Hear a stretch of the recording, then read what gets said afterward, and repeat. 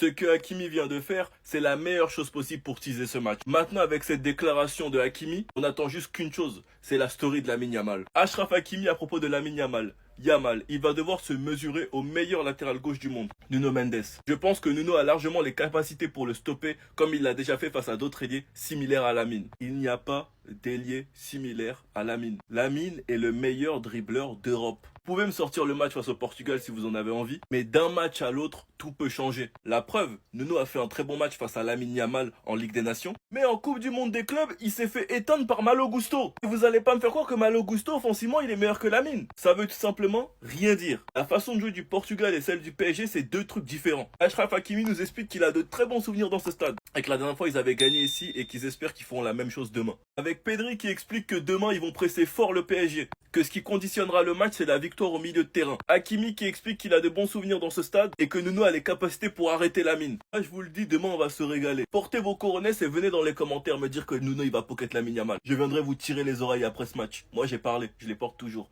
Sinon, vous, les gars, vous en pensez quoi? Ramenez-vous sur la patience, on est. Malheureusement, demain, Barcelone va froisser le faux Paris Saint-Germain, ils vont kiffer. Les gars, on va se dire la vérité, les blessures de Barcelone, elles ne valent même pas un peu celles du PSG. Déjà, t'arrives, Pedri, le meilleur milieu du monde, il t'annonce la couleur, il veut prendre sa revanche. Dans le groupe de Paris, t'as pas Kvara, t'as pas Dembélé le Ballon d'Or, t'as pas Doué, t'as pas Marquinhos. Comment tu veux jouer sans ton Ballon d'Or à Barcelone contre Barcelone? Dans l'équipe, t'as Pedri, le frérot, il est capable de maîtriser ton milieu tout seul. Devant, ils ont Yamal, le défenseur a le temps de cligner des yeux que le frérot, il est déjà passé. En plus de ça, on sait à quel point il a de l'ego. J'espère que Nuno Mendes, il s'est bien entraîné cette semaine. Malgré le fait que Vitinha, Joao Neves, Fabian Ruiz et Barcola soient présents, Vitinha, il est sorti de son dernier match blessé et il revient pour le match contre Barcelone. Alors que Pedri, de son côté, annonce que Barcelone va presser haut et celui qui dominera le milieu dominera le match. La blessure la plus importante côté Barcelone, au-delà de celle de Rafinha, ça reste Joan Garcia. Parce que ce gardien, il est juste trop fort et il peut te faire gagner des matchs. Au-delà de ça, t'as Szczęsny qui te permet d'aller en demi-finale de Ligue des Champions la saison passée. Donc je ne pense pas que ce soit cette blessure qui va permettre au Paris Saint-Germain de s'imposer demain contre Barcelone. Moi j'ai peur pour les Parisiens parce que quand Pedri te dit le foot offre toujours des revanches, tout le monde veut jouer ce match les gars. Oh là là.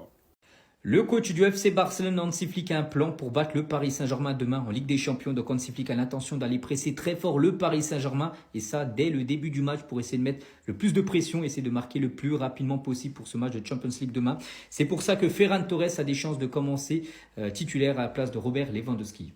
Toujours avec la Ligue des Champions, à noter que ce soir, l'Olympique de Marseille reçoit l'Ajax Amsterdam. Voici le groupe de l'Olympique de Marseille, à noter 2 forfaits, Kondogbia et Traoré. Et à noter que ce soir, le Vélodrome sera en ébullition et le Vélodrome va battre son record d'affluence pour un match de Coupe d'Europe ce soir. Plus de 66 000 spectateurs sont attendus pour ce OM Ajax, un coup d'envoi à 21h. Le précédent record était de 65 095 spectateurs lors d'un OM AEK Athènes. Et toujours tiens avec l'Olympique de Marseille, autre info les gars, le nouveau logo de l'OM va faire parler. Les Phocéens vont déposer un brevet pour une nouvelle couleur exclusive, le bleu OM.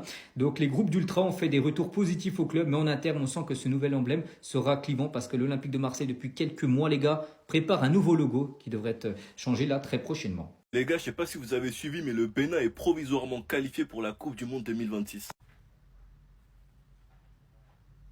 Officiel, la FIFA enlève 3 points à l'Afrique du Sud et les donne au Lesotho. Donc le Bénin est provisoirement qualifié pour la Coupe du Monde 2026 à 2 journées de la fin. La raison, c'est parce qu'un joueur qui était suspendu a été aligné face au Lesotho. Donc les 3 points ont été donnés au Lesotho. Les gars, il reste 2 matchs.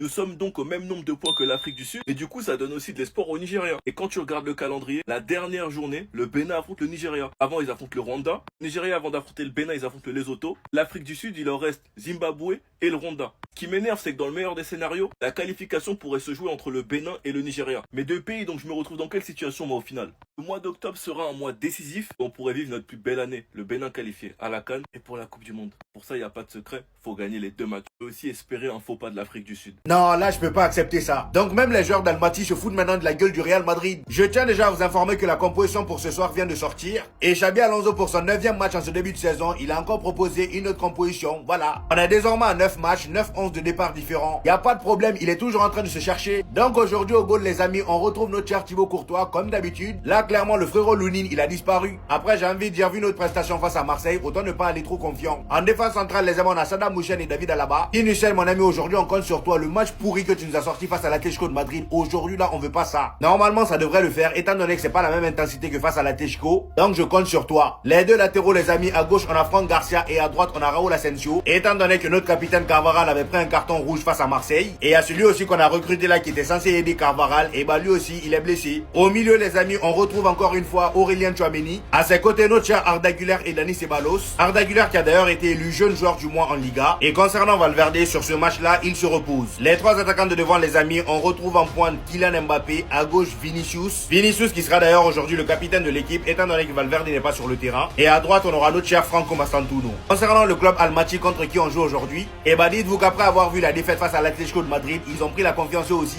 Voici ce qu'un de leurs joueurs dit. Il dit: nous ne sommes pas l'Atlético de Madrid, mais nous allons essayer de marquer plusieurs buts contre le Real Madrid. Saddam Hussein, tu vois, tout ça c'est de votre faute, toi et Carreras. Même eux, Almaty, ils veulent nous marquer beaucoup de buts. C'est ce qu'on va voir aujourd'hui. Si on se prend ne serait-ce qu'un seul but face à eux là, ce serait une honte. Les gars, comment ça va? Moi, personnellement, ça va bien. Il y a de bonnes nouvelles qui arrivent. Alors oui, on a une hécatombe de blessés. Oui, on va devoir faire sans Yohan Garcia. Mais on retourne au Camp Nou. Le nouveau Camp Nou sera officiellement notre terrain d'accueil à partir du 21 octobre. Et on va affronter la racaille grecque dans ce terrain-là. L'Olympiakos, match de Ligue des Champions, c'est officiel. 21 octobre, 18h45, Barcelona, Olympiakos, Camp Nou. Qu'est-ce que tu veux de mieux? Personnellement, moi, je veux rien.